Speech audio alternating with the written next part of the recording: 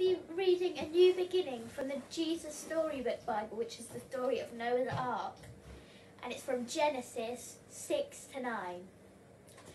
Time passed and many people filled the earth. Everyone, everywhere, had forgotten about God and were only doing bad things all the time. God's heart was filled with pain when he saw what had happened to the world he loved. Everywhere was disease and death and destruction, all things God hates most. Now Noah was God's friend, which was odd in those days because nobody else was. Noah listened to God. He talked to God. He just loved being with God, like you do with your best friend. Noah, God said, things have gone wrong. People have filled my world with hate instead of love. They are destroying themselves and each other and my world. I must stop them. First, we'll build an ark. Do you know how to build an ark? Neither did Noah. Luckily, God knew and he would show them. A storm is coming, God told Noah, but it will rescue you, I promise. I'll send the animals to you, ones that creep and crawl and slither and slide and gallop and hop and bound and climb. And don't forget to pack everyone's food. The storm was going to wash away all the hate and sadness and everything that had gone wrong and make the world clean again. God had thought up a way to keep Noah safe, but Noah would have to trust God and do exactly what God told him. So Noah built an ark, short for a very large boat. Noah's neighbours came out to watch and point and laugh because they didn't believe Noah about the boat or the storm or needing to be rescued. And Noah must have looked rather silly. His boat was in the desert, and the desert was nowhere near the sea, and there wasn't even a cloud in the sky.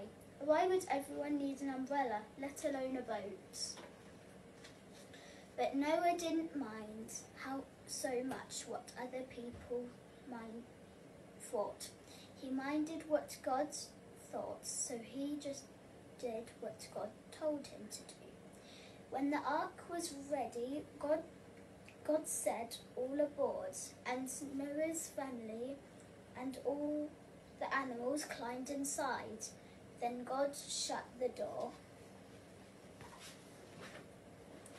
And it started raining for minutes that joined up for hours, that joined up into days, that joined up into weeks and weeks, and the rain joined up into puddles, that joined up into rivers, that joined up into lakes, that joined up into a flood that covered the whole entire world.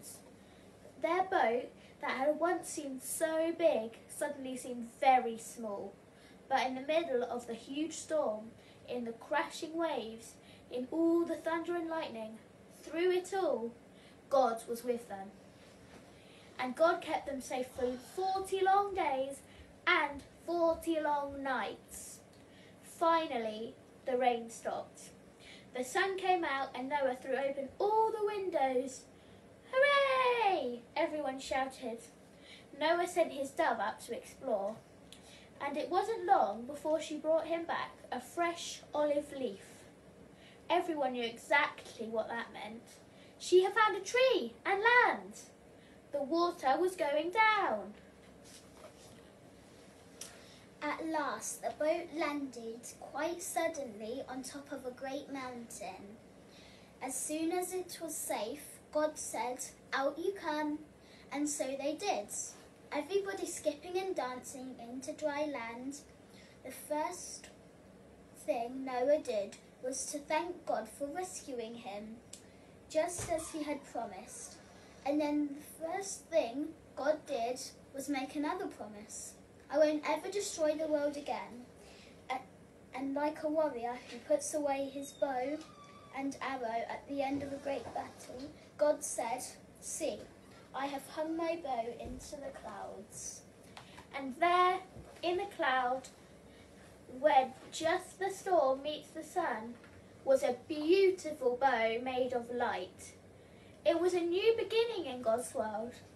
It wasn't long before everything went wrong again, but God wasn't surprised. He knew this would happen. That's why, before the beginning of time, he had another plan, an even better plan. A plan not to destroy the world, but to rescue it. A plan to one day send his own son, the rescuer.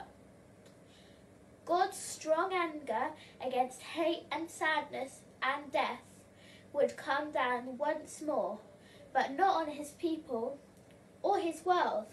No, God's war bow was not pointing down at his people, it was pointing up into the heart of heaven.